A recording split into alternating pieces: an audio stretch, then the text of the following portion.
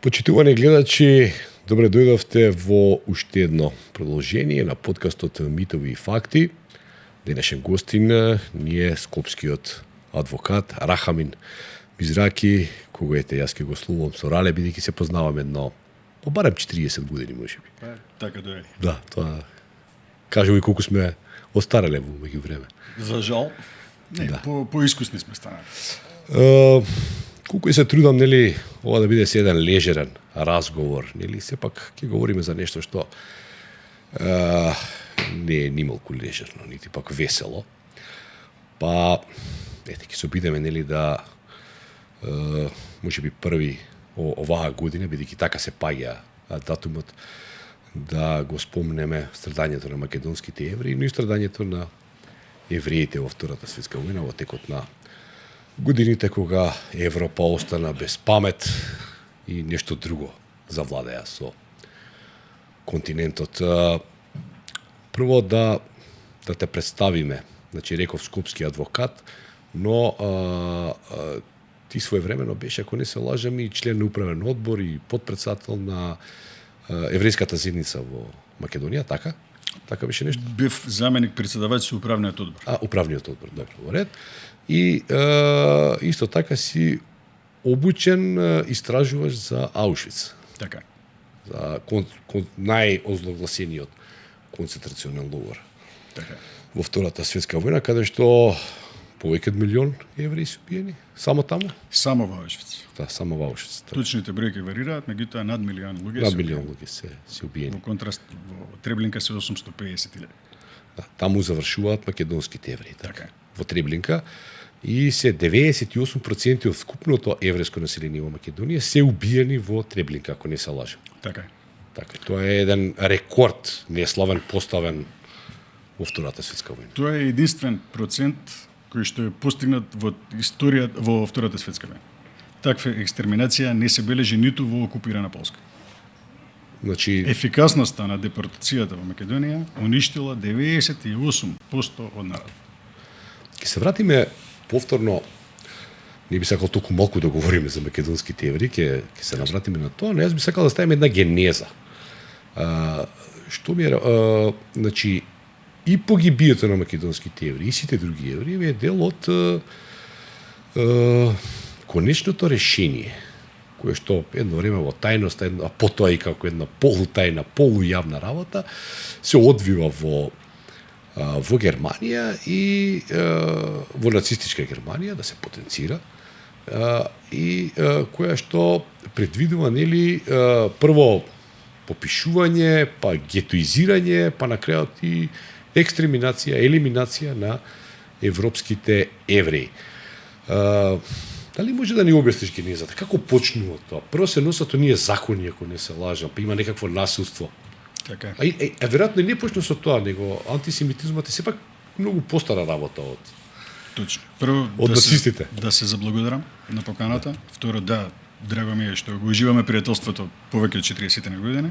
И трето, мислам дека отвараме една многу битна тема. Од проста причина што оваа година на 11 март се бележи годишнина од депортацијата на македонските евреи. И второ, Ко може малку само да го приближиш Апсолутно. микрофонот? Ете така. И второ, битно е заради тоа што никогаш не е отворена правната рамка за депортациите. Како што најави, Холокаустот не започна 41 или 33 година, тоа е многу стара работа, виште од старите цивилизации, со уништување на првиот и вториот еврејски храм и така натаму. Меѓутоа, мислам дека кулминира и се врамува во периодот на Втората светска војна, односно пред Втората светска војна. И тука доаѓаме до идејата да разговараме, нели, за конференцијата во Ванзе, која што е одржана 21-42, а која ја предводи директорот за безбедност на канцеларијата Рајнхард Хајнрих. Сега, Ванзе. Значи, Ванзе, значи тие се обидуваат еден многу Ванзе, само да кажем, тоа е градче во Германија, така Да, на близко езеро Берлин, се на наоѓа, езеро. едно идилично место така за одмор душу дало, во една фина вила, таа ден денеска нели Апсолутно. сочувана во таа оригинална поставка, и тука се собираат да кажеме високи чиновници на Германија, нели, кои треба, нели, да издадат решение, конечно решение за евреите во Европа, односно од окупираните територии. Сега, ако не се лажам, имало неколку предлози, кои предходно на Ван Зе, нели? Еден од предлозите сите евреи да се соберат да се однесат во Мадагаскар. Така. Тоа е, нели, таму на југот на Африка, изолиран остров. Вториот план е сите евреи да се населат во Русија, од кога ќе биде добиена војната. Ама војната никако се добие, нели? Со Црвената армија. И немало каде, многу евреи се собрале и вели, ајде сега ќе ги убиеме сите. Ама сега во проблем, сега го кажам малце пластично и бюрократски го кажам, бидејќи така и разговарале тие луѓе во Ван Зе. Многу бюрократски, многу, нели, со еден јазик на едни канцелариски луѓе, така некако да го кажам, нели? Апсолутно, без емоции. Без емоции, како да ги убиеме, колку куршуми ви треба за тоа, да ги убиеме ние сите. Втора работа, па ти знаете како тоа, колку остава лоша трага на нашите војници да земат сега да стрелаат 100 души, па тоа они се пореметуваат. Не може така, па како? Ајде да ги направиме гасни комори. Да, прво, пред да дојдеме до Ван Зе, мислам дека е битно да спомнеме 33-та година. Зашто 33-та? Затоа што срđan 33-та година е годината кога нацистичката партија на Германија начало, што Хитлер доаѓа на власт. И антисемитизмот добива во обем и на сила 33-та година. Од тука почнува погромот кој што кулминира со екстреминацијата на евреи. Значи, како што најави, нацистичката партија доаѓа на власт, мислам дека разговаравме претходно со мало мнозинство. Малцинска влада, уставна криза има во Вајмарска така република. Да, и како нели едно од решенијата да се надмине таа уставна криза е Хитлер се поставува на местото канцеларија, кој те претова во затвор се наоѓа, да. Од затвор буквално, не буквално од затвор станува канцелар, ама го ослободуваат, па станува канцелар. И тој успева да ја приграби целата власт, нели, во државата и воспостави една баш мнозинска влада на следните избори. Мнозинска влада со палење на парламент. Со палење на сега тука се обвинуваат комунистите дека го запалиле. Да. Ви сте дали дека комунистите го запалиле? Па по моите сознанија бил запален парламентот, дали е запален од едни или од други, ја не можам да кажам, ама се претпоставува дека е по некои извори запален од комунистите, по други извори дека тоа е масло на нацистите со цел да направат мнозинска влада на полесен начин. Да. Затоа што им веднаш потоа се одржуваат избори. Ама ние забрануваат комунистичката партија, па забрануваат други левичарски партии, нели, да. И го добива мнозинството на друг начин. Па дури парламентот го селат, мислам дека во опера, куќа на опера веднаш крши рекста така. Значи да се вратиме на 33-та е битно затоа што насилството врз евреите почнува таа година и врз нив се прави и физички, психички и економски притисок. Значи идејата е да се отстранат од територијата на Германија. Кога тоа добива во размери, антисемитизмот добива и во основа во секојдневниот човек, во народот. Па нели имаме Кристалнахт 34-та година кога се горат еврејски дуќани и така натаму, се тепаат евреи, се прави притисок да ја напуштат Германија силом кој како можело да ја напуштаат. Вклучително и Алберт Ајнштајн тие години ја напуштува Германија. Томас Ман, па не знам. Еден куп интелектуалци заминуваат. И голем број на германци кои не се евреи ја напуштаат. И кои што не се служуваат со политиките апсолутно. Да, како меѓутоа големиот писател Ремарк, да кажеме, Томас Ман го спомнав, да, и многу други. Интелектуалците оние што можеле да видат еднината ја напуштиле земјата. За да се најде нацистичката партија на широко и да прави со луѓето што сака да прави. И конечно доаѓаме до дехуманизацијата на луѓето. Значи кога на некој ќе му ги тргнеш граѓанските и политичките слободи и права, ќе го ограничиш економски, ќе го дехуманизираш, што му останува? Во еден период можеле да заменат затоа што имале средства. Од кога им се конфискувани средствата и е тргната со масовна кампања на не купувајте производи од евреите, не купувајте во еврејски дуќани и така натаму. При тоа, јас извинам, морам да се вратам на тема. Евреите во Германија се интегрирани во општеството. Тоа се доктори, адвокати, суди, генерали, војска, најобични луѓе. Тоа што имаат своја верска определба не ги правело поразлично од останатите. Да. Со оваа персонификација на злото, сето тоа се губи. Конечно, кога на некој ќе му ги тргнеш средствата со кои што обстојува, ќе му го земеш имотот, ќе му ги запалиш дуќаните, ќе му ги конфискуваш паричните средства, тој веќе не може ни да напушти Германија. тогаш конечното решение за така нареченото еврејско прашање завршува со Холокаустот. Затоа што овие луѓе си ја плакеле картата во еден правец надворот. Прито е јавна тајна дека одреден број на држави, одреден период примаат евреи. После Од прекинување. Германија и после тоа го застануваат. Така да пред историјата и боговите молчат, а пред вистината и боговите молчат, така да мораме да кажеме со факти што се случува. Сега јас би сакал донесов одреден концепт кој што сакам да го напоменам од проста причина што ми се извадени Само една мала дигресија. Не знам колку е познато, но читав една книга, не знам колку е вистина тоа, но читав една книга кај што амбасадорот на Кралството Југославија во Берлин, најголемиот југословенски писател Иво Андрич, кој е во тоа време во Берлин, значи од 30-тите до нападот на Југославија, он се наоѓа во Берлин, па го враќаат после Не сум знал. Белград, да. Успеал да спаси околу, да кажеме, 30 евреи, да ги извади од Германија и да ги однесе Југославија. Сега не ја знам судбината на тие луѓе потоа, што Југославија набрзо станува после дел од окупирано Третиот рех. Веројатно само им ја одложиле маката на луѓето. Па, предпоставам дека било така, иако не знам детали за Не луѓето. е лошо ова да се истражи разбере. околу Иво Андрич, да. Кој праќа некои депеши, кој нели се обидува да ги спаси некои луѓе кои веројатно биле пријатели негови таму. Не би знал, меѓутоа многу битно мора да се провери. Да. Кои се тие луѓе на крајот на денот имаат имење и презиме. Кои се тие луѓе, да. Без разлика дали се евреи, гестот е правечен апсолутно. Апсолутно, да. За жал, ја знаеме судбината на југословенските евреи, ама обидот било за пофал. Да. Повелите прекинав. Не, нема проблем. Пошто нели одиме со неформален разговор, можем да направам. Да те скокнам во збор, извини. Оно што сега да го кажеме дека сето ова што е правено за време на нацистите во Германија има правна позадина и правна рамка. Значи не е тоа насилие кое што доаѓа од самоволие, туку самоволието е озаконето. Согласно уставот и законите. Согласно договора за друштвото, како што ние адвокатите велат. Да. Што е устав ако не е највисок договор во државата.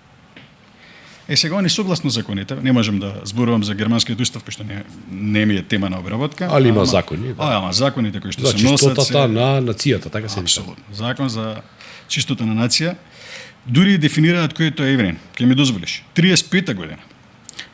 Нацистите носат два закона. Првиот е закон за државјанство на Рајхот и вториот е закон за заштита на германска чест и крв.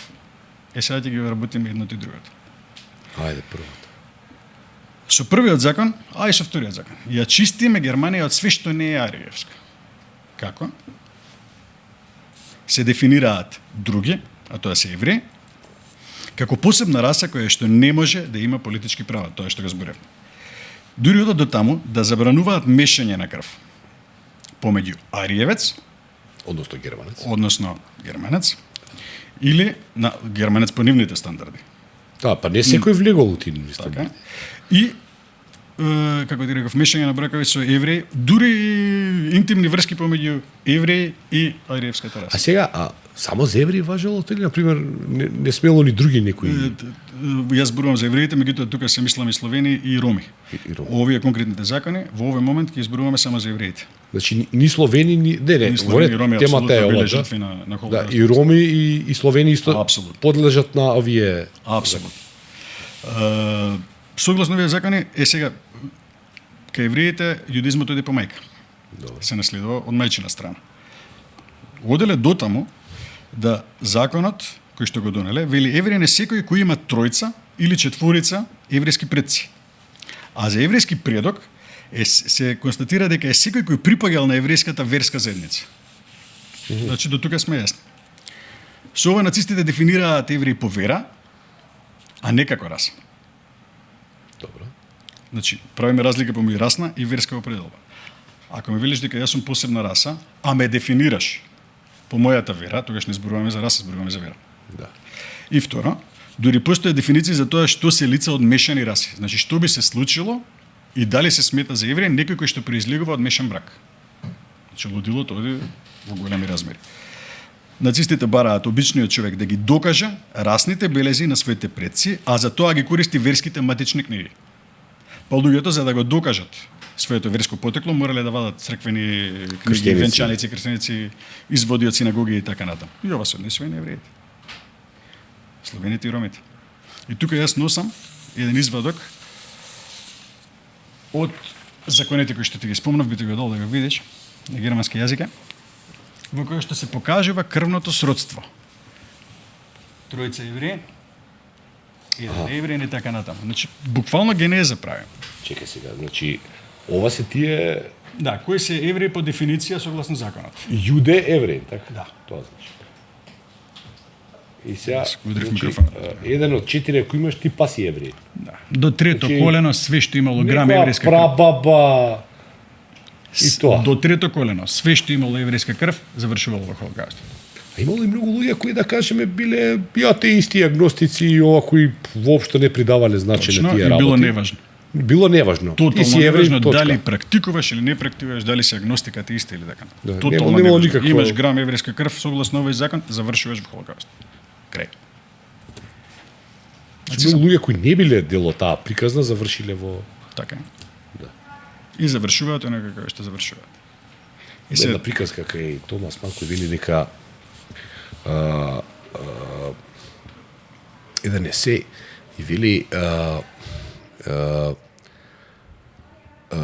неколку седат неколку во Михен се случува во пивница и седат неколку соработници на Хитлер кои дознаваат дека оперската певица која што е миленичка на Хитлер и кој Хитлер ја обожува имала грам еврејска крв. И како сега тие да му ја пренеса таа тажна вест на него? Значи, колку многу тие се насекирале што дознале дека тој сега ќе биде нерасположен на некој начин. и како завршува приказната беше Па така, у смисла он дава констатација некоја какви будали се овие нацисти, колку им е тешка нивната работа, сега да се мачат сега со една ваква работа, као они пијат пиво вака дели во пивницата и како се секираат како да отидат ке фирерот. Како многу им е тешко на нив. Тоа е нормално во еден кажано, на еден. Слушај, тоа е саркастичен начин. персонификација на злото. За се што не чини во општеството виновен е XY, и тоа кога ќе се повтори доволно пати и станува секојдневен речник, веќе нема рација, ние се губи примери рација. тука и неевриски примери имаме често, знае да има. Да, во постојат светот. примери во Нели, општеството. ово е крив, оно е крив, тие се криви, тие луѓе се криви, така натака. Сега, значи, во Ван Зе се собираат, значи, покрај Хајндрих има тука, мислам и Ајхман. Ајхман, дека. да. Да, па има тука уште некои луѓе, нели, кои разговараат околу тоа прашање и на крајот носат одлука, нели, да се формираат концентрациони логори, така? Да. Кој имаш тоа? Дојдеме Све, таму, само ја да апсолутно. видам колку знам, па и после ќе нели тоа. Долго ќе- време сме пријатели, апсолутно си апсолвирал темава на високо ниво. Така. Апсолутно, да. И сега тие разговараат нели околу тоа и носат некакви заклучоци како што носат и потоа секој својот примерок го уништува. Освен еден човек, не го уништува својот примерок, тој е еден дипломат, ако не се лажам, кој во меѓувреме паѓа во немилост на нацистите, па и тој завршува во логорите на смртта кои што самиот нели придонесува да бидат креирани. Тоа е веројатно некоја карма. Тука се нели се на дело гледаме како работи и неговиот примерок од записникот во вилата во Ван Зе преживува и се користи во подосежното судење кое што имаме самиот Ајхман е изведен или во Не, Ајхман е суден во Израел. во Израел. После е фатен Ама и 60. таму се вади во Израел се Ајхман се вади во Израел, ама и во Нирнберг кога се судат преживеаните, фатените во тој момент нели нацистички лидери кои па и не се така многу. Во Нирнберг не е баш тоа нешто сјајно, али во ред. И ние денеска историјата, благодарение на тој сочуван примерок, знаеме на какви детали се одело, колку тоа било нели така едно технократски напишано, Да, апсолутно. согласно законот се. Се било согласно законот и се било, па јас сакам да кажам, германска прецизност. Тие се познати и во производството како многу прецизни луѓе и темелни, и па за жал биле темелни и во екстерминацијата на евреите. Сега се користи циклон Б. Тоа е еден Зависи газ. каде. Не секаде. Не секаде и зависи кога. Да. И има, Значи- јас сум видел имало значи видов документарец кој се вели распишен е тендер за циклон Б. Значи до таму се одело. Не би ме било чуло. ништо тука, се е било законски, се Сржан почнува, екстреминацијата почнува со Бабијар.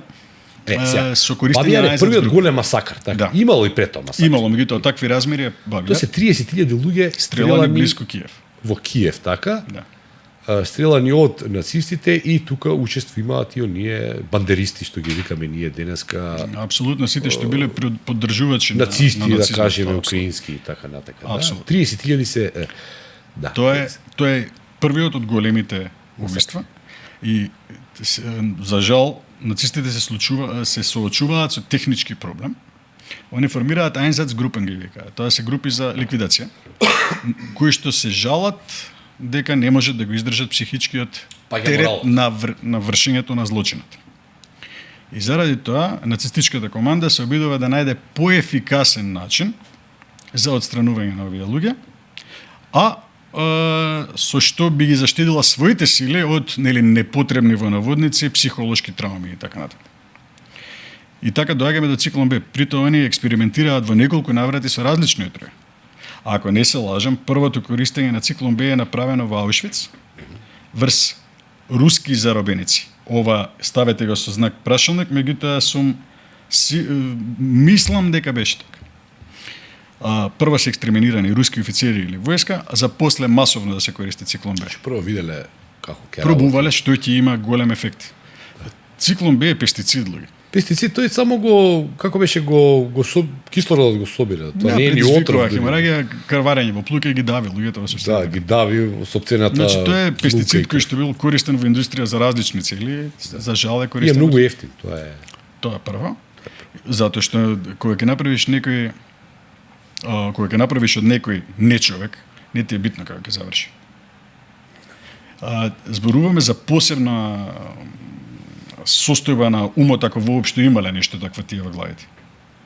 Значи зборуваме за убивање, масовно убивање на илјадници луѓе, жени, деца, без разлика дали се евреи, дали се муслимани, дали се христијани, дали се католици, што човек треба да бидеш да го направиш.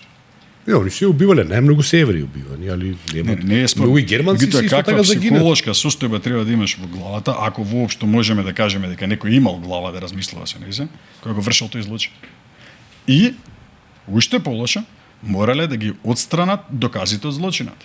Па се правени крематориуми со високи притисоци и големи температури како не би останале остатоци. А за жртвите од Бабијар коските се откопувани, па палени и така натаму и така натаму. Тоа више ако почнале да губат војната така. Се работи значи за сериозно за мене луѓе со сериозни ментални проблеми, кои што за жал добиле масовност, а рајата ги следала. Ова не го направи Хитлер сам. Не, па не. Ниту Ајхман сам, ниту Хайндрих сам, да. и така. Никој не го направи сам. Треба логистика за ова. Да. Што е најтрагично, водели точна евиденција на тоа колку од каде луѓе се донесени на екстреминација. Ефикасност е 110%. Историјата за македонските евреи фактички ја знаеме од германските книги, не од нашите. И од нашите, и од Добро, има некои германските. наши историски докази, но сепак таму се. Например, да се вратиме на конференцијата, која што една од заклучоците на конференцијата е дека Унгарија има 742.000 евреи. Точно попишано. Австрија 131.800. Полска 2.400.000. Бохемија и Моравија 74.200. Естонија нема евреи. Дозволиме само. Франција, која што е окупирана, 165.000, Виши Франција 700.000, Холандија 160.800. Ми ја разбираш мене. Да. Значи, луѓето имале математички Како Естонија пресметки нема кој колку каде и од каде ќе Не, донесе. прашањето беше како во Естонија немало ни да евреи, сегде имало. Во Естонија најверојатно брзо ги решиле. Ако смеам да искористам таков вулгарен збор. Или од земјите сојузници на Германија, неутрални земји или земји со кои што Германија е во војна. Вика, во Бугарија има 48.000 евреи. Во Хрватска 40.000, Романија 342.000, Србија 10.000, Словачка 88.000, СССР 5 милиони, Англија, односно Велика Британија 330.000. До детали е разработено. Точно знаат од каде колку треба да донесат. И точно знаат која територија ќе освојат или со која територија ќе освоеле со колку евреи тие треба да действуваат врз нив. Апсолутно. Ја чистат Европа од евреи, нели Јуден Фрај. Јуден Фрај. Да чистиме. Европа од се каде и да досегнале до евреи завршувале работа. Сега затоа реков ефикасноста нивна е до танчина. Да.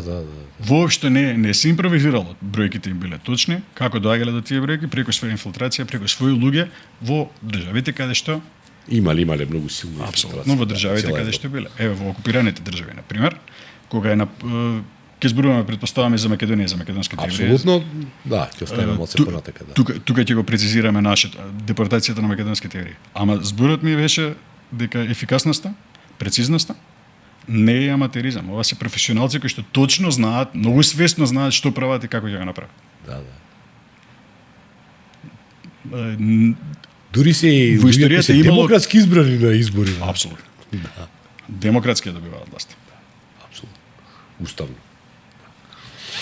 И сега, значи ние од Ван Зе дознаваме, значи од тој записник, нели, што е останат еден за среќа, дознаваме како тоа све идело, нели, протоколот е на еден само. Индустријско ниво на апсолутно.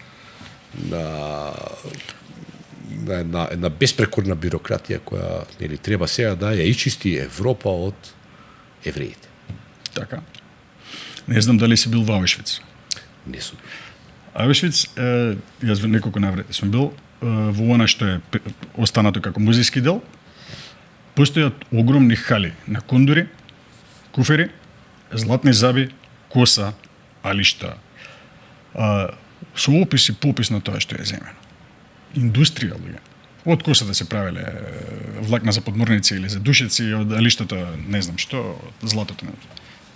Индустрија за месо. Колку болен ум треба да имаш за тоа да го спроведеш? Да. Ајде да го наредиш, да го спроведеш. Не, ја можам да разберам да ги користеле како робовска сила, зашто многу луѓе си користи. Во дел се користени апсолутно. Да. Поготово дечиња користеле заради малите рачиња да може да гланцаат гранати за артилериски оружје. Да. И исто така нешто влегуеле пршчињата мали влегувале во цевките, па можеле тоа полесно во моментот намачка. се најажив. Јас зборувам за луѓе, не зборувам за евреи, муслимани, православни католици. Кој човек на друг човек може ова да му го направи? Очигледно. Па да бутнеш човек во автобус ке се извиниш, а не повеќе. Сега доаѓаме, нели, до ситуација која е смислата на сето тоа. Значи нема некоја материјална корист. Тоа баш се трошат ресурси во време кога, нели, Источниот фронт па не иде така добро, нели, кога почнува да се замрзнува фронтот. Да, и кога почнува, нели, да се враќа ситуацијата наназад, нели, и кога станува и прилично, како да кажам, лошо за германската армија, нели, во Втора светска војна, тие воопшто не престануваат со масовно уништување, носење и така натака, нели? Апсолутно. Последни се однесени евреите од Унгарија. Мислам дека беа околу 450.000. Баш на крајот на се гледа дека да, на крајот на војната се донесени и убиени во најголем број. Апсолутно. Да. Значи индустријата не престанала до последен момент. Јас се нарекувам индустријата е вулгаризирање на судбината на мојот народ. Не, але единствен точен тоа што јас го видов, единствен точен термин е индустрија. Индустрија на зло. Индустрија на зло. Да, нема. Па, и јавна тајна е дека едни од најголемите компании дури до ден денеска заработиле големо богатство на грбот на робовите кои што ги користеле. Тие ги правеле. Да висте дали овие печките се од круп? Па не знам, искрено не знам дали е тоа брендот, ама има повеќе брендови кои што се до ден денеска живи. Вклучувајќи го и Volkswagen. Формирано од Адолф Хитлер, тоа неговата влада го формира. Тестирање на лекови, експериментирање со тоа се. Ама тоа се може да го разберам. Злото може да го разберам, ама ова не можам, знаеш, кога нема никаков. Значи ја можам да разберам човекот е толку алчен за пари, нели може да утепа. Тоа не е нешто. Па ја Шиндлерова листа сме го гледале така. Да. Оскар Шиндлер е индустријалец. Да. Кој што спасува евреи за да што работат кај него како робовска сила, не ги плаќа. Не ги плаќал. Да и правил профит. Тоа не човек е апсолутно, апсолутно огромна благодарност за се што направил. Меѓутоа тие луѓе се кај него од проста причина што му се потребни за работа. Тоа сакам да кажам, значи да има некоја економска исплатливост, тоа ајде можам да најдам, нели, не да го одобрам, но да кажам, па добро, ето, заработувале пари, па се, нели, тоа е капитализам, нели. Ама капитализам со убивање живи луѓе.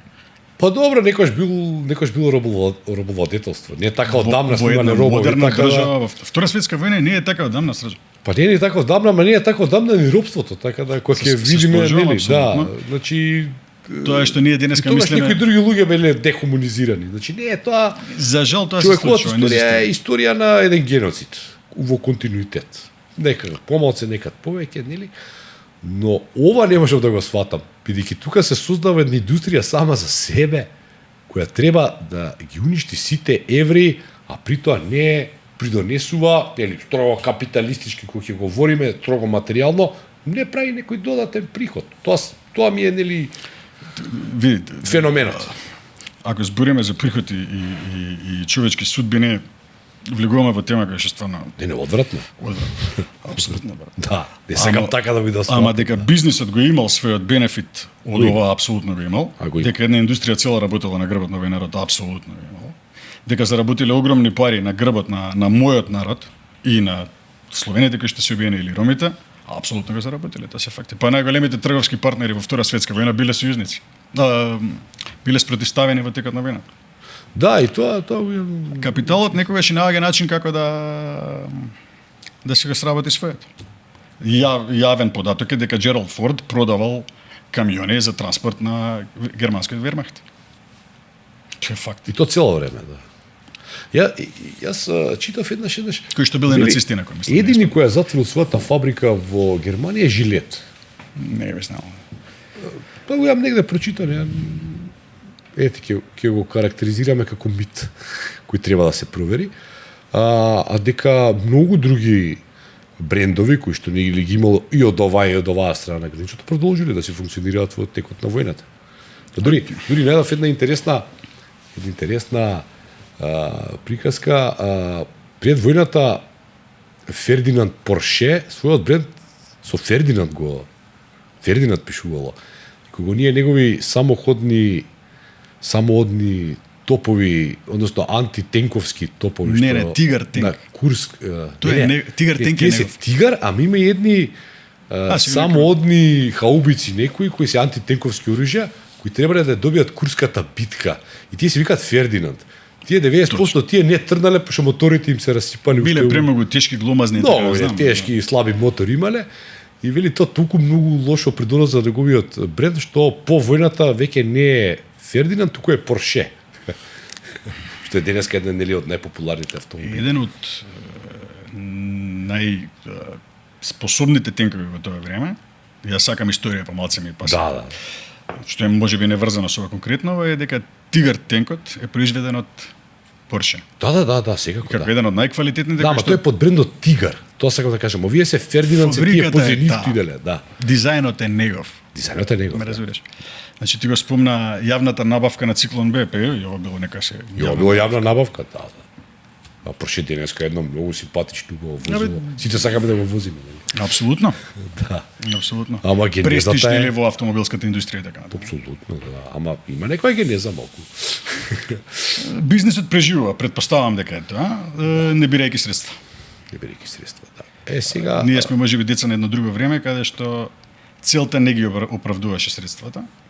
па ние бевме растели малку едно поинакво општество. Во многу Можеби поинакво тоа е општество. проблемот со нас, може ние сме проблем, нели? Па не сме проблема ако имаме вистински вредности. Па не. Па на грб на друг човек јас не би сакал да се богат. Поготово не на главата на друг човек. Има до каде. И има што може и што не може. Каде е дигнитетот, образот и воспитувањето. И сега ќе отвориме друга тема, ама интересна. Денеска сме сведоци на многу настани кои што се несвојствени за моето или твоето воспитување. Си дозволувам да го спомнам и твоето воспитување, пошто сме од исто време. Имаме лажни, барем за мене, лажни вредности. Поставуваме критериуми каде што формата е побитна од содржината. Изгледот е побитен од интелектот. Да, апсолутно. Образованието е небитно, како би рекол, зборот е небитен, туку кој колку има во джебот. И кој Да, колку тоа ќе е. викне, колку кој е гласен. Ама и белјата е друга. Да. Парите се средство за живот, апсолутно. Меѓутоа парите не купуваат се. Со пари не можеш да купиш све, има луѓе кои што не се на пазарот, ние не сме стока со која што се тргува, не сме луѓе. Поготово ако си интелектуалец образован во некој друго време.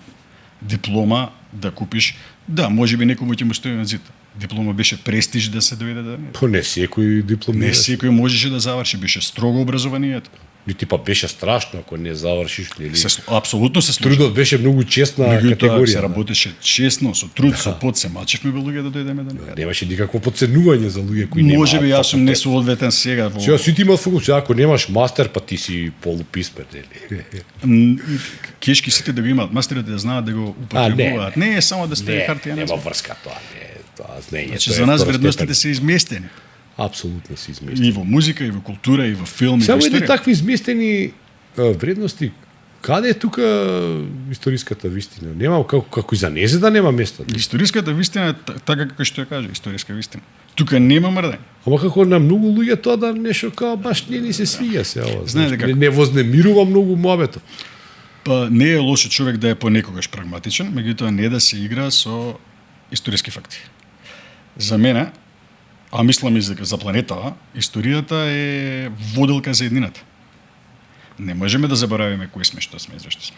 Јас не можам да заборавам дека сум Рахамин Мизрахи, од дедо Шмуел Мизрахи и од баба Уру Мизрахи, кои што биле партизани, биле евреи и од кои што од чии семејства не останал ниту еден. По никаква цена на еднината. Реле, ја и ти кога растевме, беше вистинска гордост да си има дедо партизан, еве ја имам дедо партизан, ти имаш дедо и баба. И никако нели можевме да се пофалиме во друштво, мојот дедо е партизан, тоа беше као, секој браво, нели нешто. Сега испадна, сега никој не бил партизан, сите биле четници, комити, усташи, што не, значи не можеме да ги доброиме, нели? Едно време имаше единствен назив за тие домашни издајци. Така беше. Нели? Ама сега не, тоа тие врска немаш, нели? Иако можда се претерувало и со наоцрнување на четничкото движење, но факт е дека и тие соработуваат со германците, така да можеби не сите и во сите случаи, но соработувале, да. Можеби требало да се направи некаква дистинкција тогаш, но во тогаш властите во тоа време не беа како денеска со тенко срце, па реком, ајде и тие се, значи, нели? Што ја немам ништо против. Ја разбирам дека едноумието заврши 90-тите години и дека во тој период не и малце бевме оскудни со сознанија за пошироката слика. Значи не било се така во ред, да. Меѓутоа она што го правиме денеска не смее да не доведе до точка на ревизија на историјата. Апсолутно. Да ги расчистиме, барем кај мене. Ревизија на историја е една работа, проверување на факти е друга работа. Дали луѓето од тоа време и филтрирале информации, нешто ставале под тепих, апсолутно.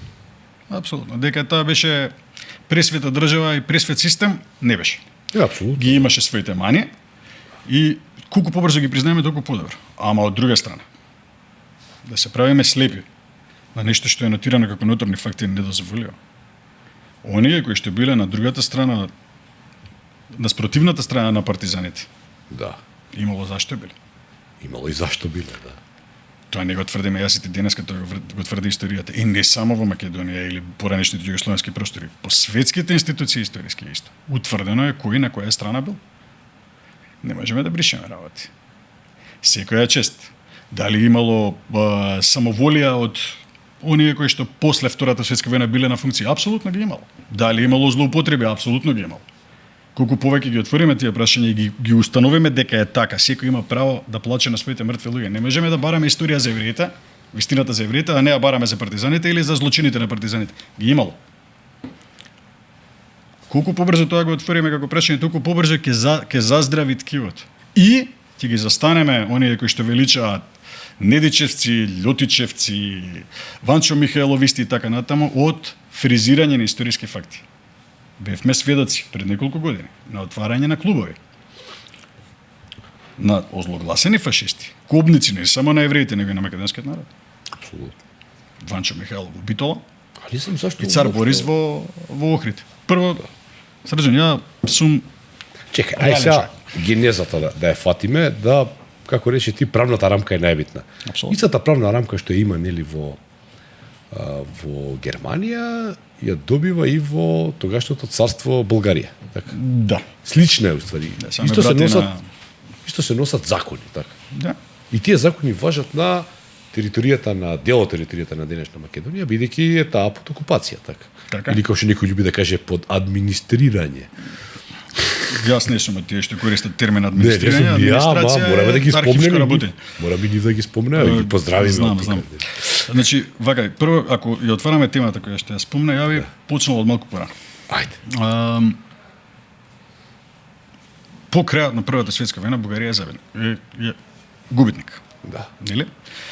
Македонија останува согласно одлуките на Антантата во една кралевина Југославија која е под српско влијание и така натаму. Тоа е дискутабилно, али нема да Па, збориме за тоа. Океј, значи Македонија влегува во Југословенското кралство. Да. Територијата која што Бугарија губи во Втората светска война, во Првата светска война е Македонија е дел од Тракија. Тракија и припаѓа на Грција, овој дел влегува нели во кралевината. Така е, последиците од овие одлуки завршуваат со пад, односно абдицирање на, ова се историски факти, со абдицирање на кралот Фердинанд на Бугарија. И го наследува, владата го притиска, он абдицира и него го наследува неговиот син Симеон. Тоа е абдикацијата, мислам, 1918. Пардон, Борис е синот, и тој седнува на тронот како цар Борис III. Тој е цар Борис III кој што подоцна во овој разговор кога дојдеме до него. 35-та Борис воведува диктатура и ја става Бугарија во блиски односи со Германија. На големо противење на поголемиот дел на политички партии, ако не се лажам. Ја става на таа страна, мислам, повеќе ради териториите отколку ради други работи. Загубата на териториите има 2 балкански војни пред тоа. И се е околу ова. Па не се загубени, тие никош не ни биле, него они во нивните глави ги имале само тие територии. Да, се бореле за да ги освојат. Не е спорно. Е сега, Кој каже Бугарија загубила Македонија кога тоа е владеела во историјата. точно, не ја владеела, на 2 пати војувала да ја освои. Да, и На 3 има пати окупација краткотрајна и толку. И тоа е тоа. На И до тоа се сега 35 трауми во Македонија предизвикани историски. трауми. Зашто би биле трауми? Мислам, на Не, кого не, му се тоа? за нас се трауми тие окупации, нели, да. До 35-та година човекот воведува диктатура со цел да доближи Бугарија со Германија. Зашто? Заради тоа што преку Германија очекува дека ќе се врати на овие територии. Што му е овозможено, нели? 6 април 41 тргнува војната, Да. за да негде 19-20 април бугарските војски влезат на територија на Влезат и ја Македонија, го окупираат. потпомогнат Рајхот. Да, Ја окупираат. ја Ја окупираат и Македонија, и дел од Србија и Тракија. И Тракија, да. Односно денесна Грција. Тоа име дадена им е власта над овие територии како благодарност од Германија за учеството во војната. И ако не се лажам, они учествуваат и во понатаму и на Сутјеска, на Неретва и така натаму со свои сили. Не, ги има цело време се присутни окупацијата и имаат и неколку посебно тие се посебно, да кажеме, сурови во оној крај ваму кај Зајачар, кај Пиротскиот дел, Пиротскиот дел таму. Тој кај Таму нас. интересно нема четници, се партизани тоа. И има страшно големи борби со бугарите цело време и тука има големи, да кажеме, Па и од првот во Македонија голем, не не, спорно. не, има и во Македонија не Самите брејки кажуваат. Али таму, да кажеме, бил епицентарот на борбите, што не случајно и многу партизани од Македонија едно време се во тој крај, во Пиротскиот крај, бидејќи командата е заедничка, не е таа по републики или по... Да, и зависи да во таму кој период како. борбата била поинтензивна во тој крај. Видим и спомна администрација. Кој администратор влегува на територија на Македонија со 5 армии? Да. Администрација доаѓа со пенкало луѓе. Да. И сега тие антиеврејски закони, нели, за чистотата, тоа е преведено од германско, се за бугарската. Значи, до 41 влегуваат на територија на Македонија со вооружени сили, Тракија и Пирот. Да. Со себе ги носат и законите. Антисемитските закони во Бугарија се копија на законите кои што се Што пише Германија, Бугарија. Па малта не, на тоа се сведува. Они носат закон за заштита на нацијата. И со тој закон за заштита на нацијата, тоа е она што ви го спомнав за расната дискриминација, и истото, меѓутоа се однесува на териториите кои што се под нејзина окупација. И се прави дистинкција што е, а што не е, што може, а што не може. Рецимо, влезење прво што прават е влез во синагогите. влез во еврејските друштва, за да ги соберат синагогалните книги. Имаат опис и попис на население по име и легуваат таму и презиме. ги зимаат тие работи, да. И они го попишуваат еврејското население, нели? Апсолутно. Жути ленти И се почнува ставаат, Давидови звезди декомунизација. мора да носат траки, така. Ќе ти кажам, А, почнува добро, да имаме низа плејада на закони кои што Јас се се има извинувам, хронологија. Не, нема проблем. Ти благодарам на прашањето. Сите потребни активности за подоцнежната депортација на евреите се превземани од прв ден. Воопшто нема чекање. Дури комесарството за еврејски прашања кој што е формирано е апсолутно за тоа. Тоа комесарство е направено во рамки на Министерството за внатрешни работи на тогашна Бугарија. И при тоа кога збориме за Бугарија, јас мора да напоменам дека правиме разлика помеѓу денешна модерна Бугарија и тогашна фашистичка Бугарија. Мислам би било греф кога не би се правила таква разлика. Меѓутоа историските факти се историски факти и мора да се стават на хартија. И сите обиди за извитоперување на историјата денеска се најмалку дегутантни. И играње со најмалку 7000 убиени мои мртви. А се многу Тоа повеќе. се и мои сограѓани, рано, не Апсолутно. се само твои. Да. И при тоа не зборуваме само за евреите. Тие се директно депортирани. Каде се македонските партизани? Каде е движењето на отпорот? Во Македонија во еден период под чудни околности заборавивме дека имавме партизанско движење. Да. Што зачудува и навредува. По две основи. И како евреин, и како внук на луѓето кои што биле во отпорот. Па да, кажавме тоа. Да избришеш 20.000 луѓе и да се зацкриеш за 7300 македонски евреи е најмалку некултурно. Ако не е навредливо. Пречат тие македонските евреи и партизани многу пречат во последно време. Па што? Во Сам историската на некои елити политички им пречат. Па, елитите може да се Прече, креираат а. своја историја, не е вистинска, не е правата историја. Не можам со декрет да одлучам дека не сум мизрахи. Не можам со гумичка да избришем и да кажам ја не сум овој. Има некои ставаат гумички. Не, едноставно не може. Бришат и од дедовците, разбирам, презимињата ги бришат на Разбирам разговори, гробовите. обиди за едно, друго, трето, меѓутоа. Јас барем тоа не може. А тргнувајќи од она што го разговаравме, ние сме луѓе родени во минатиот век. Сега веќе нели е минат век. Да. Не, ние сме Достоинството и образот се први. диносауруси И кои немаат цена. паметат нешто друго, да. Апсолутно партнерски однос, разговори за се. Поред, да. Ама не е извитоперување на факти. И сега во еден момент се доби впечаток дека ние не можеме да влеземе во Европска унија. Се не би сакал ја тоа така да го малку изгледа или пренатегнато, но испада ние не можеме да влеземе во ЕУ ако не заборавиме на депортацијата на македонските евреи. Бидејќи на бугарите им беше како незгодно тоа, што е дел од историјата. Прва, Бугарија е сериозна држава и стара држава. Со сериозен државен апарат, големи научници, големи историчари, академици, сериозен Тие се неспорни се тие. Апсолутно. Кое што во изминатиот период, а како граѓанин на Македонија тоа го сведочев и лично, дали директно, дали индиректно се обиде да направи притисок или некој дозволи да биде направен таков притисок, да се изменат одредени факти, односно фактички состојби. Сведочевме отварање на клубови и така натаму, под плаштот на граѓанските движења да се отвараат клубови со имења на фашисти. Па зарем ако не се отвореше клуб на еден, кажи ми некој фудбалер познат, Христо Стоичков, Да. немаше да има слави во Македонија. Па зарем немаше Гергана да тргна, да крстуваат еден клуб, ќе имаше повеќе народ да се израдува на тоа.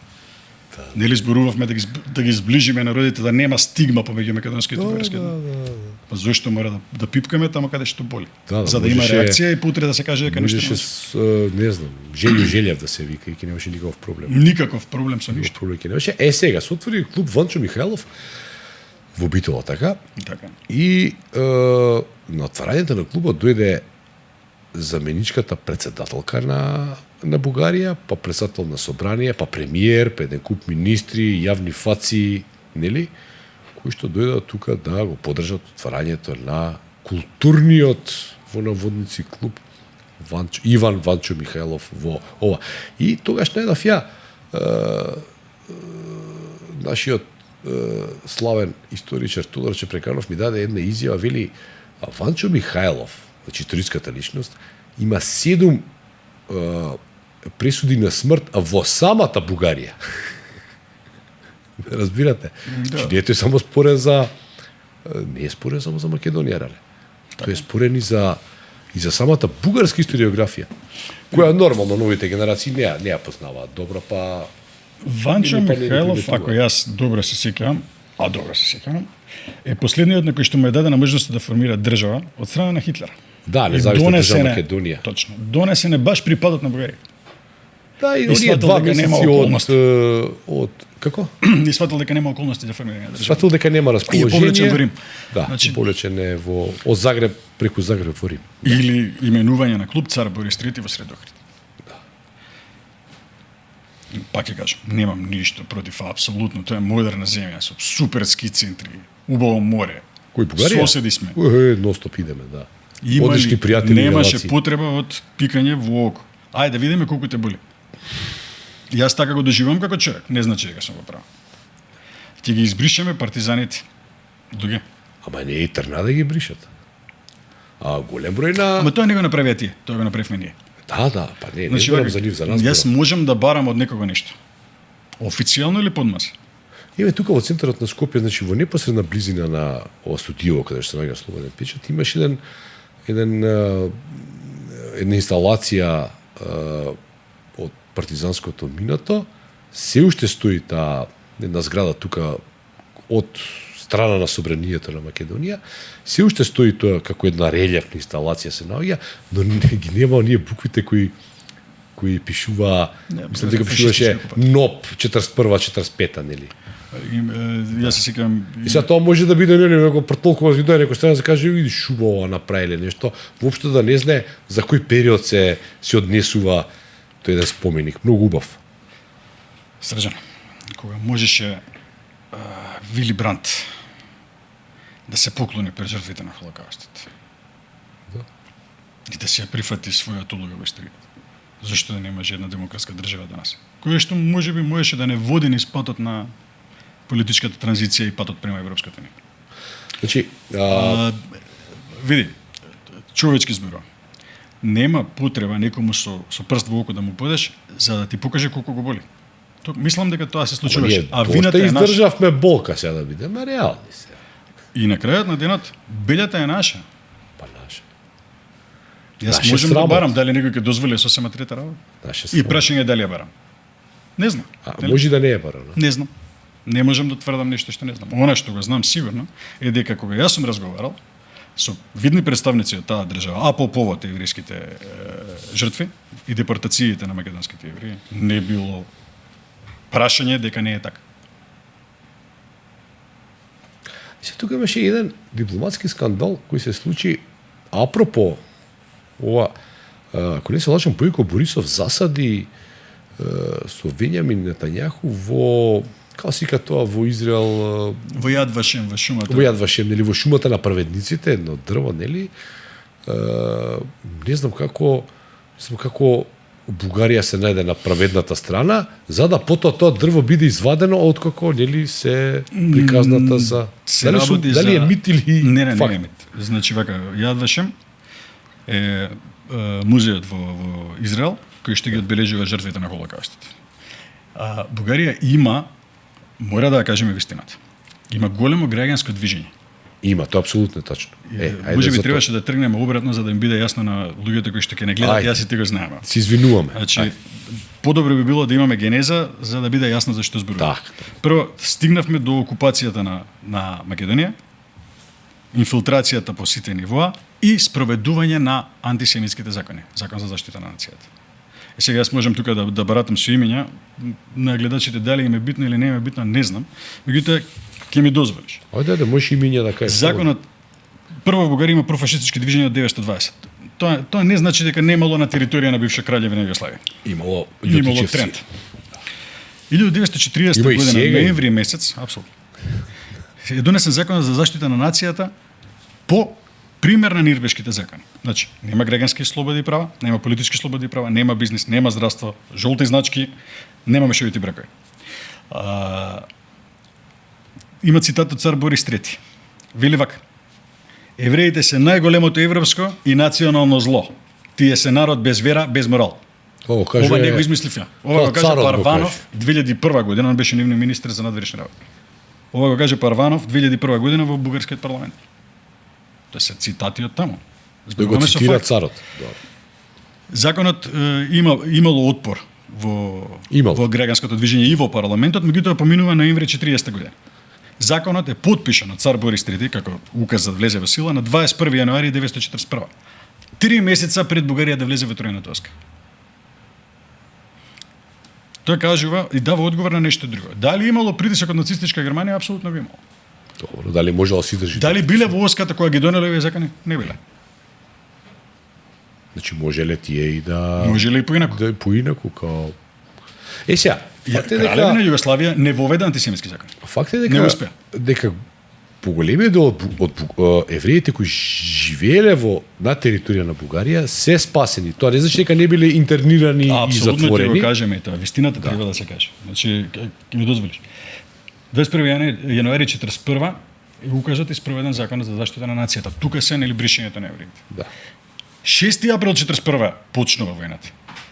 9 април Скопје е освоено, 17 април е предадена Македонија на управување. 19 април Богдан Филов, тогашниот премиер на Бугарија, во нивниот парламент вели: "Благодарејќи на Хитлер и Мусолини, Бугарија е од Дунав до Белото море и од Охрид до Црното море." Го има на YouTube, не знам дали си го гледал. Да. Други историја збориме. Не напаѓаме никого. Да. Факти си. Нема што се извинуваме се.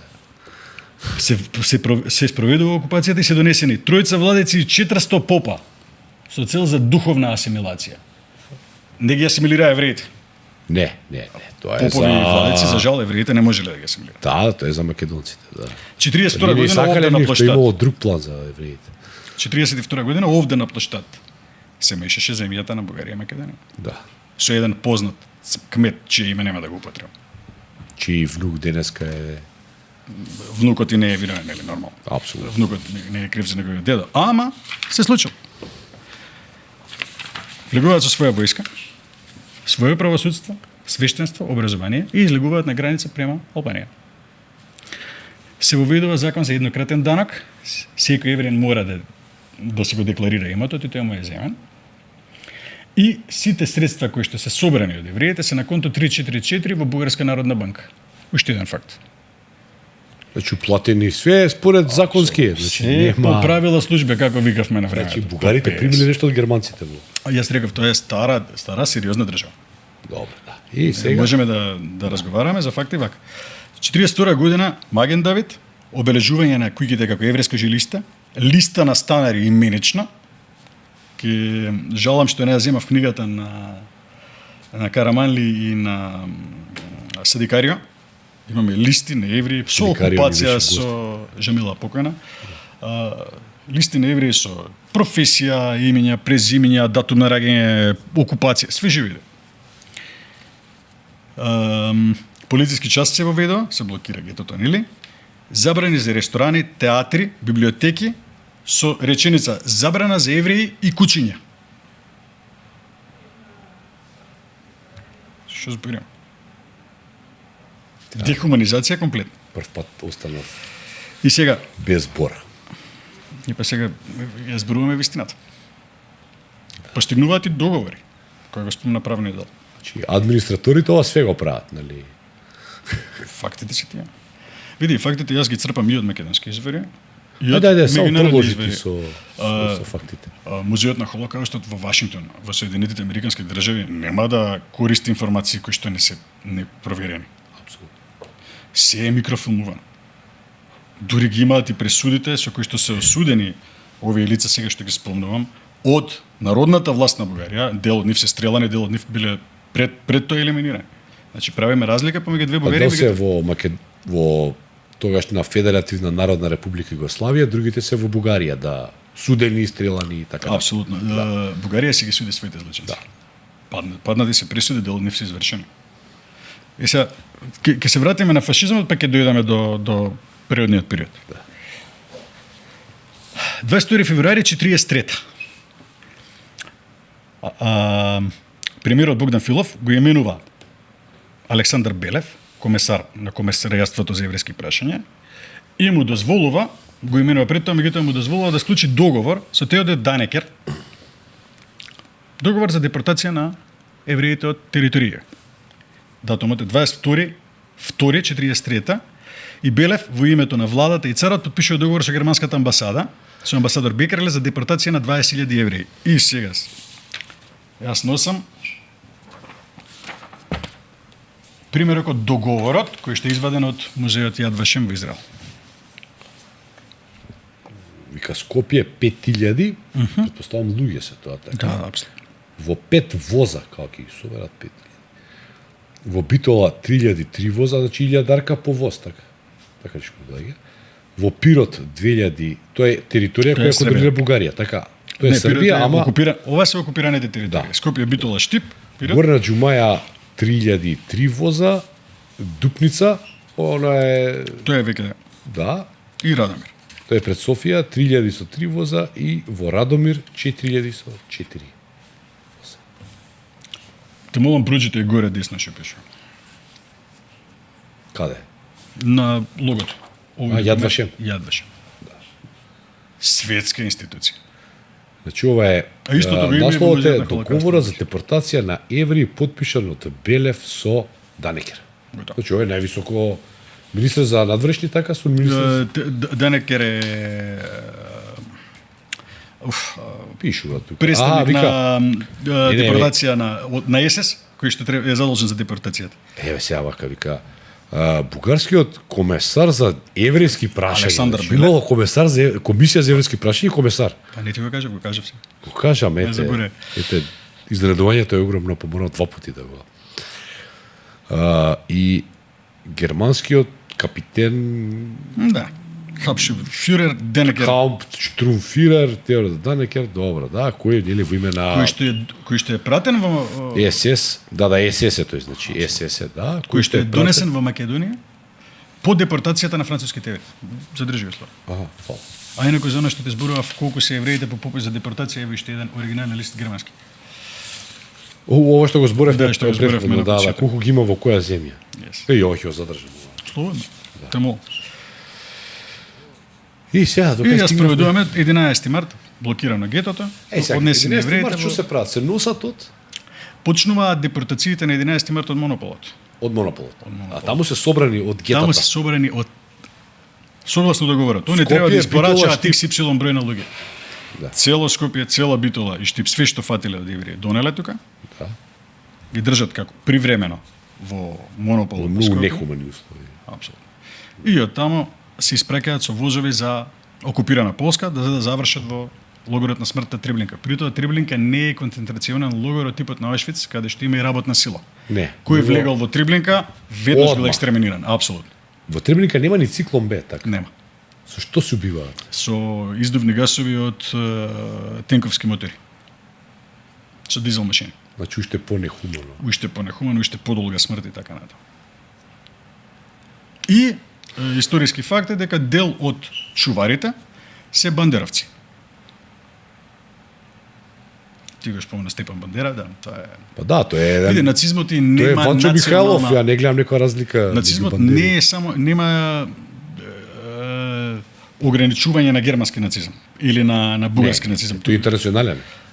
Станува, зема размери сегде каде што има. Има СС дивизии кои што се со име, не знам, Франкрайх.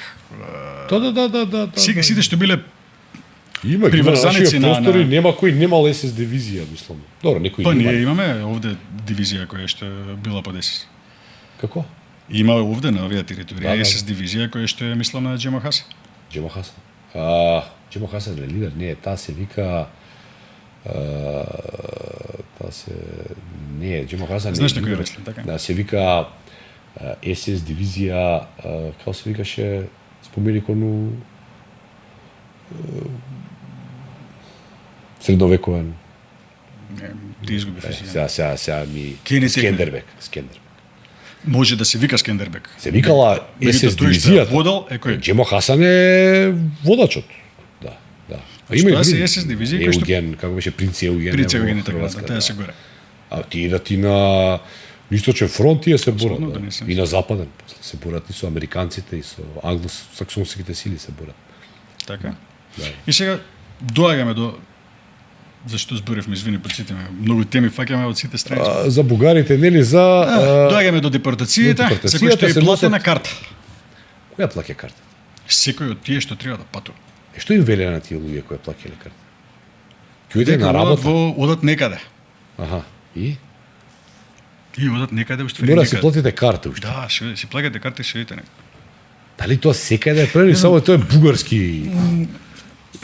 Предпоставам дека е методологија за смирување на страсти. Као плаќате Затоа што да карта. држиш контрола колкав народ, дури за такви монструозни моменти е тешко ако го прави со присила. Присила во точка сега ве носиме да ве убиваме, ќе направиш паника, нели? Да, ама ако кажеш ве И носиме ве на носиме едно место, некаде, да, таму ќе Која што ќе бидат работите. територија за вас. Таму е ќе си карта во еден живеете од сега. правец. При тоа во договорот стои дека Бугарија века никогаш нема да преша за Велиги. Како нема, нема да ги бара назад. Завршена работа. Тоа е интерно прашање на Гестапо. И тие се носат нели со карта во еден правец за неколку е. недели, тоа трае Па, интернет. не знам, има неколку позиции со различни датуми, завршуваат во Тревлинка и во Тревлинка и тоа можеби треба да го видиш. Од Тревлинка нема останато многу. Имало доволно време да биде дигнат во воздух ловерот. Меѓутоа тоа се човечки мошти на сите страни и пепел. И ние успеавме негде во текот на помеѓу 2000 и 2010 не ме држи за збор. Еврејската заедница од Македонија да стави спомен обележје на македонски евреи убиени таму 7300 македонски евреи. Види, од македонските евреи не остане ништо, пепел. 98% се ништо. Дотолку повеќе е болен благо речено игнорантниот однос за судбината на евреи. Од кого? Ќе кажат луѓе- Кого е игнорантен? Па, види, за волја на вистината, имаше периоди кога нашите власти го правеа. Добро, тоа Директно знаеме, или индиректно? Тоа беа овие што беа Европски сојуз, како се викаат тие. Нема да влеземе во политика, пошто рекаве дека нема. Не, тие беа најдемократски за себе. Еве ќе мислеа. изборуваме интелектуалците, големи луѓе, големи интелектуалци. Да, Во одреден период се трудеа да звучат полошо него било кој што со кој што јас сум разговарал на оваа тема, а имал зошто да се спротивстава. Со кумичка ќе избришевме се. Не можеме да избришеме нешто што е во камен вклесано. Не можем да бидам оценуван за нешто што е во камен вклесано. Како човек. Зошто спомнав? Проблемот е дома заради тоа што ако нашите интелектуалци не си ја знаат собствената историја, каква ни набара? Не се работи за политички прашања, се работи за Интелектуалци историски не прашања. само историја, не знаат и многу други работи, но од некоја Или причина може би многу добро луѓе од нив знаат, се па така им нарекуваат одговара. интелектуалци. Па да. И сега да не сега останеме видите, неправедни, да спомнеме дека голем дел од Не смееме да забораваме евреите стварно. на територија на Бугарија, значи не Македонија и Донесов и тоа, Или да бидеме окупирани прецизни и делови фер во према тие Грција и луѓе кои Србија. што се херои. да, Тоа се херои. тие успеваат нели да ги спасат. Ставам. Сакам да бидам прецизен. Затоа и се враќам и ти благодарам што се вративме на темата, затоа што би имале греф ако не го спомнам. Апсолутно. Граѓанското движење во Бугарија, предводено од Димитар Пешев, кој што во одреден период е и подпредседател на Бугарското национално собрание. Митрополитот Кирил, Бугарската православна црква. По депортацијата на евреите од така наречените окупирани територии, брзо се слуша што се случува. И Почнуваат да разбираат. реагираат. Да. Реагира граѓанското општество, реагира Пешев, реагира црквата. Дури Димитар Пешев се обидува да донесе резолуција во бугарскиот парламент со која што ќе се запрат депортациите, пошто следни се евреите од Стара Бугарија. Следни биле 7000 од Софија. И за да го запре тоа, он се обидува дури низ парламентот да помине. Што не поминува, нормално, мнозинството одлучува онака како што некој друг диктира, и Пешев е и политички елиминиран после тоа. Не физички, меѓутоа политички е елиминиран после тоа. Спасот на бугарските евреи се должи само на херојските акти на Димитар Пешев, на Бугарската православна црква и граѓанското движење, адвокати, Да прават еден куп уметници. на саботажи, на обидите При тоа- за депортација, да. При тоа успеваат да не ги депортираат, меѓутоа не и да ги спасат од присилни работни логори и конфискација на имоти. Бугарите евреите од Бугарија се собрани и испратени во работни логори таму каде што имало потреба од физичка работа. Не се депортирани. Сега понатаму Каде сега тоа дрвото ујадваше на Бојко Ќе дојдем. Борисов? за да историјата после каже дека нели паѓа Сталинград и така натаму и веќе нема поента да се депортираат затоа што Аха, јасно е готово. каде завршува. Јасно, каде завршувајќи ги... Меѓутоа, херојството на овие луѓе не смее да се негира. Не, апсолутно. Дека граѓанското општество на Бугарија. Ова го спречува е апсолутно факт, наторен факт. Сега, од една страна, Има херојство. апсолутно има херојство, од друга страна се става паметник на човек кој што е најмалку заслужен за спасување на бугарските евреи. Тој е цар Борис III. Аха. И затоа Јад Вашем прво поставува и по расчистување на состојбите го елиминира тој споменикот. Дури имаше и обиди во Стокхолм да поминат како држава праведник. Доколку не би се случила депортацијата на македонските евреи или евреите од сите Пирот други. или Тракија, нема ништо не е спрно. Меѓутоа не е така. Медалот има две страни. Да. Затоа и зачудува кога денеска една модерна држава која што е после 44-та на страната на која што победува во Втората светска война, неспорно. Да. Денеска или до пред известно време правеше или дозволивме да направи напори да се направи нешто. Зошто се доведавме во така ситуација да ние некому се извинуваме што сме биле на прават, на вистинската страна на историјата? Што сме биле партизани и што нашите евреи се однесени и убиени. Зашто ние се извинуваме некому и као да не биде незгодно ради тоа? Види, може би ја рекав дека не сакам да се бавам со политика. Добро. Меѓутоа стерилноста на Не, македонското не зборувам за општество, политика, него за така едноставно инфериорност и стерилноста на нашата дипломатија може би во тој пријател. може. Затоа што во истиот период прво мораме да разбереме дека беа сериозни чикори кои што ги правеше државата и налево и надесно. Меѓутоа кога влеговме во историјата, тогаш и меѓународните фактори опоменуваа дека тоа не е тема на разговор. Ама стана. Па не е тема на разговор. Барем конкретно. 7300 македонски евреи се депортирани од логорот. Ама стана тема на разговор за комисиите, нели тоа да се едно време имаше опасност тоа да се избрише со гумичка. Не само тоа, туку и целото нели партизанско движење и споменици и така натаму. Јас сум македонски евреин. Сум човек кој што многу се сака татковината е Република Македонија или Република Северна Македонија. Крсти ја како сакаш, ова е нашата татковина. Не можам ја да ја крстам како сакате, 500. крстија други како Да. сакаат. 500 години ми е семејството во Скопје. Се што знаме овде. Јас не можам да си дозволам да размислувам слепо. Растен сум во мултиетничка средина со предоминантно христијанско православно население и така натаму. Никогаш не сум чувствувал дека сум различен од другите. Баш напротив, и моето семејство секогаш било дел интегрирано во општеството. Не сакам да бидам ставен во ситуација во која што ќе ги штитам евреите од македонците. Ниту пак да ги штитам македонците од некој трет во колку тие самите не се чуваат. Јас сум македонец при тоа. Така се декларирам. Да. Сами луѓе треба да се договориме што правиме. Да се ставиш во инфериорна состојба во која што ќе преговараш за моите мртви, тоа немаш. Тогаш ме ставаш во ситуација да се одвоиме. За моите мртви никој нема право да преговара. Ако веќе не сакаме да разговараме за нашите мртви. Да, ако веќе не се наши, тогаш стануваат твои.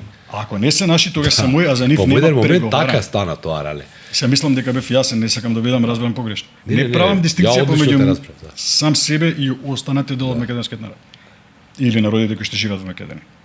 Ама ако сум присилен во кјош тогаш, немам избор. Може да се пазарат со нешто што е нивно, нема. Мртвите не се предмет на пазар. Затоа што прост пример. Жената и смртвецата. Колку роднини имаше Срđan на свадба?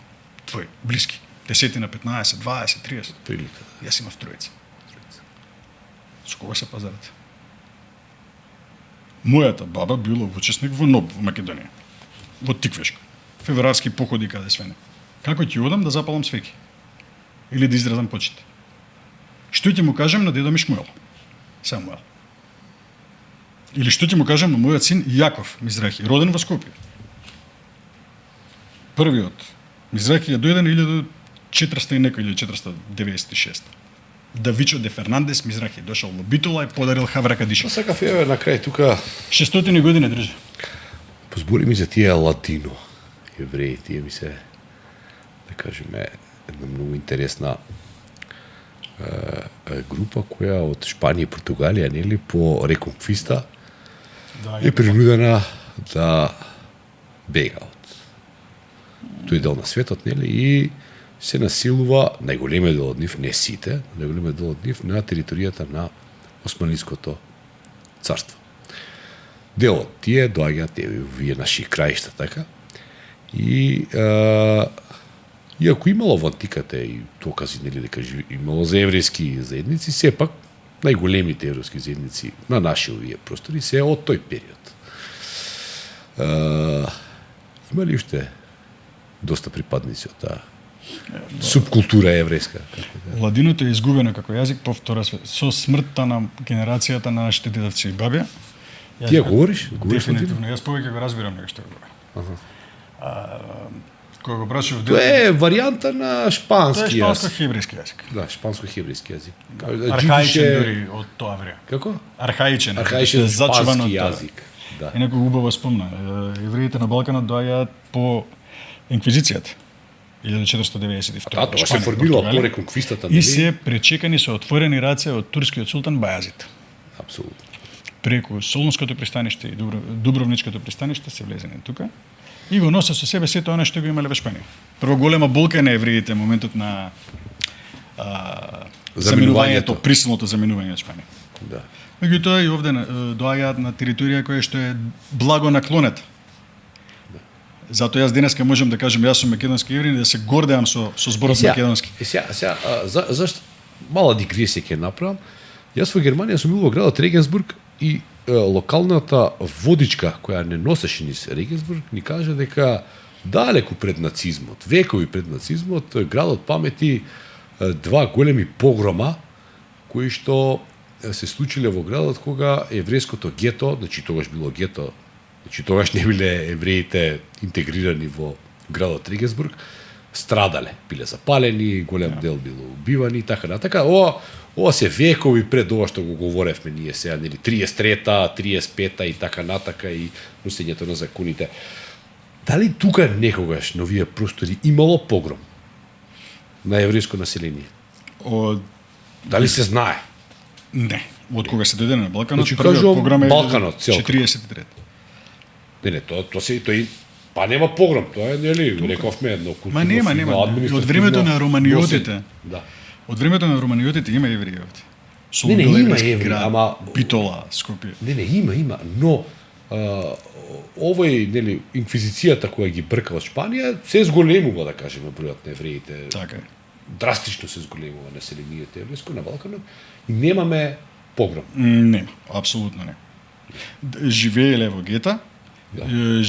овде во Скопје под Скопското Тоа гето е кај, сега е кај музеот, сега. Тоа старата Гето е можеби несоодветен термин, јас би рекол еврејско мало. Па така и ја го знам како Гето е гетоизирање, мало е како населба. населба, да. Истото го имало во Битола, истото го имало во Штип.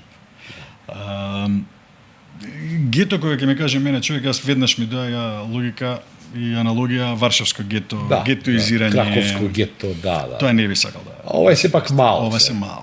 Да.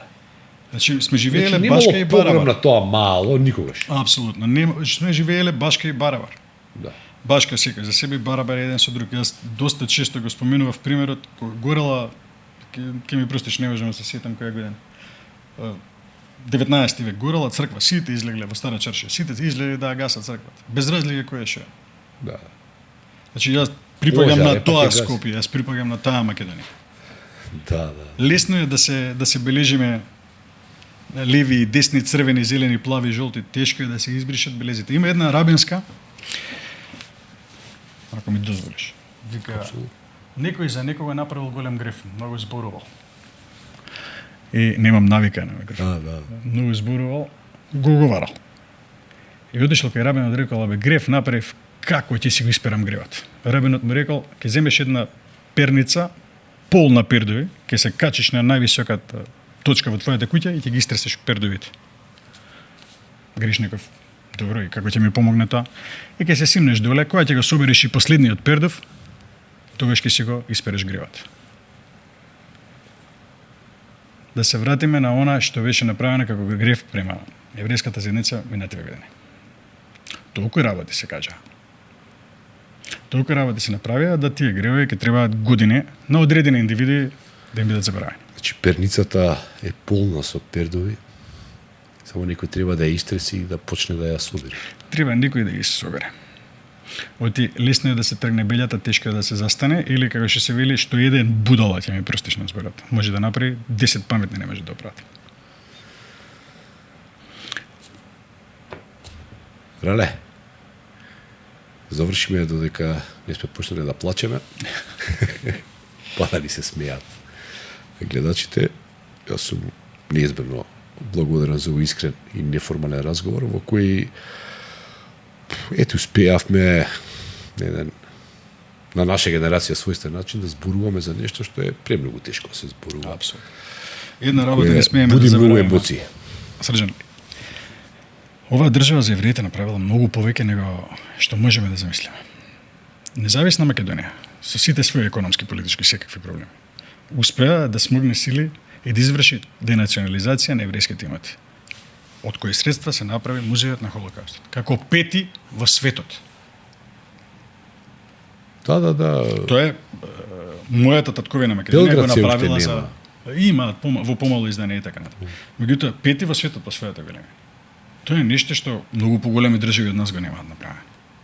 И многу помокни финансиски и така натаму. Зашто е голем гест према еврејска заедница. Голема благодарност до мојот македонски Има народ. праведници и има ние што треба да ги перниците да ги отворат и да И со се истата таа посипуваат со. и истата таа татковина треба да го задржи достоинството и курсот кој што го има. Тоа е моја човечки апел. Без разлика на власти. Власти доаѓаат и се менуваат, ама историјата е нешто што и државата е нешто што е за наредни 2000 години. Не гледаме кусо, гледаме долго. Благодарам. Ти благодарам на поканата.